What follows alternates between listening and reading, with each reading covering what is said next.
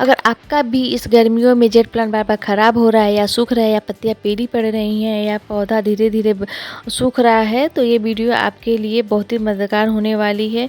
इस वीडियो में मैं आपको बताऊंगी कि जेट प्लांट की पूरी देखभाल, सही मिट्टी कैसी होनी चाहिए, पानी कब और कितना देना है, धूप कितना चाहिए, खाद कौन सी दें, कटिंग से नया पौधा कैसे तैयार करें और गर्मी और सर्दी में कैसे बचाएं, और जेट प्लांट की सभी कॉमन प्रॉब्लम के सॉल्यूशन मैं आपको इस वीडियो में बताने वाली हूँ। नमस्कार दोस्तों, आप सभी का स्वागत है मेरे चैनल परी टेरेस गार्डन में। दोस्तों, आज की इस वीडियो में होने वाली बहुत ही खास बात, क्योंकि आज हम बात करेंगे एक ऐसे पौधे की जो देखने में सुंदर होने के साथ साथ बहुत ही ज़्यादा लकी और लो मेंटेनेंस भी माना जाता है, यानी कि जेट प्लांट। तो वीडियो का आखिर तक जरूर देखिएगा, और अगर आपको गार्डनिंग से जुड़ी वीडियो पसंद आती है तो चैनल परी टेरेस गार्डन को लाइक, शेयर और सब्सक्राइब जरूर कीजिए। सबसे पहले हम जानते हैं कि जेट प्लांट आखिर होता क्या है। जेट प्लांट एक सक्यूलेंट प्लांट होता है। इसकी पत्ती मोटी होती हैं और चमकदार होती हैं, क्योंकि ये अपनी अंदर पानी स्टोर करके रखता है। इसी वजह से इस पौधे को ज़्यादा पानी की ज़रूरत नहीं होती है। बहुत लोग इसे लकी प्लांट भी कहते हैं, मनी प्लांट भी कहते हैं, और मनी ट्री और फ्रेंडशिप ट्री भी बोलते हैं। इसे कई नामों से जाना जाता है। यह पौधा घर की बालकनी, टेरेस, विंडो या इंडोर डेकोरेशन के लिए बहुत ही पसंद किया जाता है। इस प्लांट से आप बहुत सुंदर सुंदर टोपियारी बना सकते हैं, बोनजाई बना सकते हैं और अपने गार्डन को एक खूबसूरत लुक दे सकते हैं। जेट प्लांट की सबसे अच्छी बात यह है कि इसे ज़्यादा देखभाल की ज़रूरत नहीं होती है। बिगनर्स के लिए तो ये सबसे परफेक्ट पौधा होता है। बिगनर्स लोग भी इसे आसानी से उगा सकते हैं, और अगर सही से देखभाल की जाए इसकी तो ये कई सालों तक ले चलता है। धीरे धीरे ये एक छोटा सा पेड़ का आकार ले लेता है, जो देखने में बहुत ही सुंदर लगता है। अब हम जानते हैं कि जेट प्लांट के लिए परफेक्ट सॉइल मिक्स क्या होना चाहिए। तो दोस्तों, जेट प्लांट को ऐसी मिट्टी चाहिए होती है जिसमें पानी बिल्कुल नहीं रुकना चाहिए। अगर आप हैवी गार्डन सॉइल इस्तेमाल करेंगे तो पानी जमा हो जाएगा और रूट खराब हो जाएंगी। तो परफेक्ट सॉइल मिक्स हम तैयार करेंगे आज। तो उसमें मैं इस्तेमाल करूँगी 40% गार्डन सॉइल है, 30% रिवर सैंड रहेगा, और 20% कोकोपीट रहेगा, और 10% आप कंपोस्ट ले सकते हैं, चाहे गोबर की खाद ले सकते हैं। इस टाइप से हम जेट प्लांट के लिए मिट्टी तैयार करेंगे।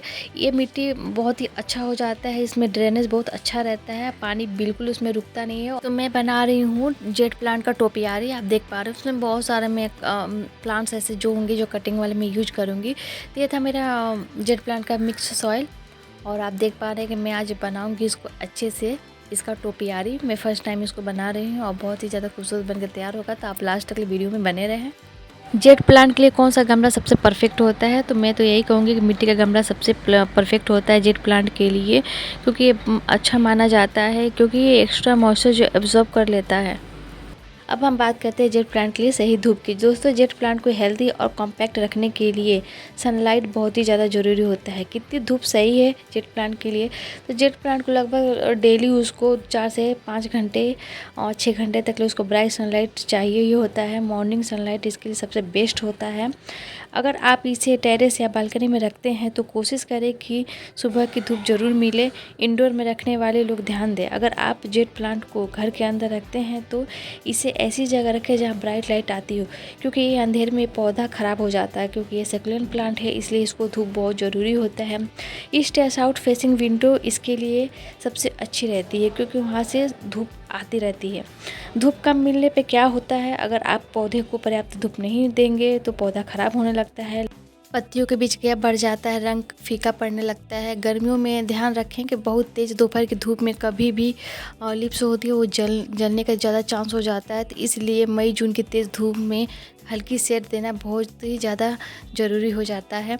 जेट प्लांट में पानी कब और कैसे देना चाहिए, तो अब हम बात करते हैं ज़रूरी टॉपिक पे, यानी कि वाटरिंग का। तो सबसे ज़्यादा लोग जेट प्लांट के साथ ये बहुत बड़ी मिस्टेक कर देते हैं कि पानी ज़्यादा भर भर के दे देते हैं, क्योंकि जेट प्लांट एक सक्यूलेंट प्लांट होता है, इसलिए इसे अपनी लीफ में पानी खुद स्टोर करके रखता है, और ज़्यादा ओवर वाटरिंग करने से वो पौधा ख़राब होने लगती हैं, पत्तियाँ पीली होने लगती है। जब मिट्टी ऊपर से पूरी तरीके से सूख जाए तभी आप उसमें पानी दें, वो भी फिंगर से आप चेक कर ले ऊपर से कि 1-2 इंच अगर मिट्टी सूखी लगे तभी आप उसमें पानी दें, और वरना पौधे ख़राब हो जाएंगे।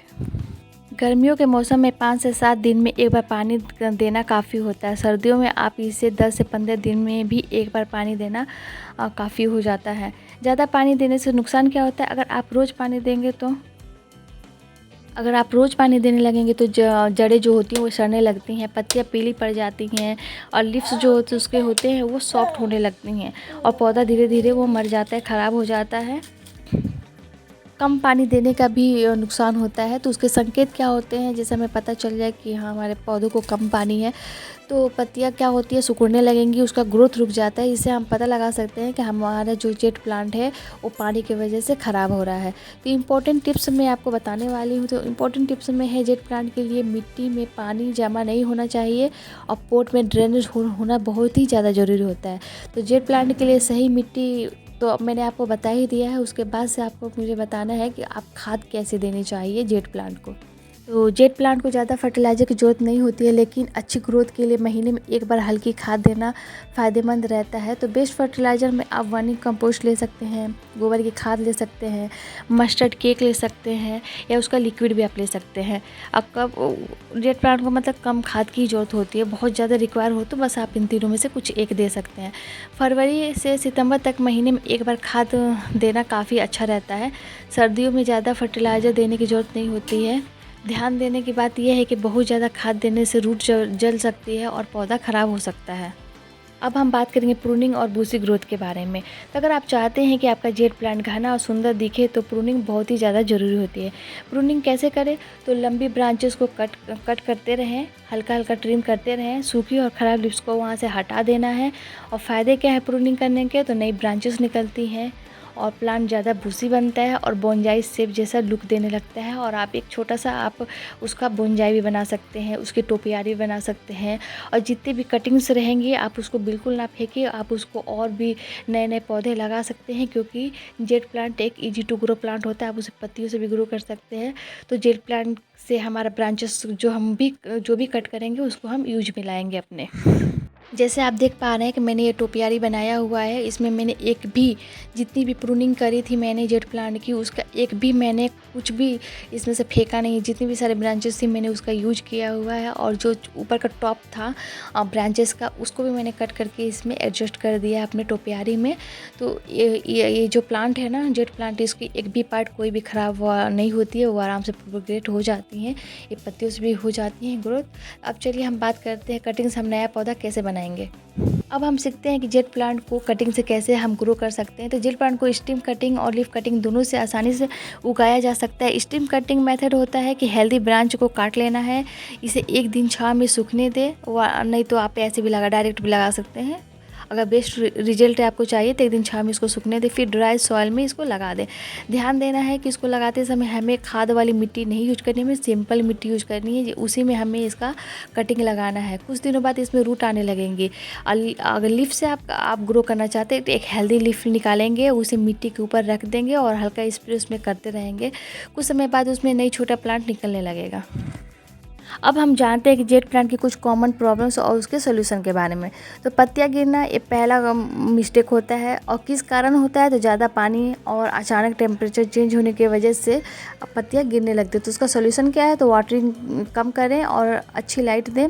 दूसरा है कि पत्तियां मुलायम होना, इसका कारण भी होता है कि रूट रॉट हो जाता है। ओवर वाटरिंग की वजह से भी पत्तियां मुलायम होने लगती हैं। सोल्यूशन है कि मिट्टी बदले और सड़ी हुई रूट्स को आप हटाएं और उसके जगह पे अच्छे से कटिंग लगाएं। और तीसरा होता है कि पत्तियां सिकुड़ना। तो पत्तियां क्यों सिकुड़ता है? तो उसका कारण है कि पानी की कमी की वजह से पत्तियां सिकुड़ती हैं। तो उसका सोल्यूशन है कि डीप वाटरिंग करें। और चौथा है कि फंगस या सफ़ेद कीड़े कभी कभी मिलीबग और अटैक कर देते हैं। सॉल्यूशन है कि नीम ऑयल स्प्रे करेंगे या प्लांट को एयर जगह पे, एयरी जगह पे आप उसे रखेंगे। और पानी अगर दें, जब भी दें उसको पानी, तो उसको पूरे प्लांट्स को अच्छे से सफाई दें और तो उसको अच्छे से नहलाते हुए पानी दें। तो दोस्तों ये थी जेट प्लांट की कंप्लीट केयर गाइड। अगर आपको वीडियो पसंद आई हो तो प्लीज़ चैनल को जरूर सब्सक्राइब करें, वीडियो को लाइक शेयर कमेंट करना ना भूलें। कमेंट करके जरूर बताएं कि आपके घर में जेट प्लांट है कि नहीं। Happy gardening.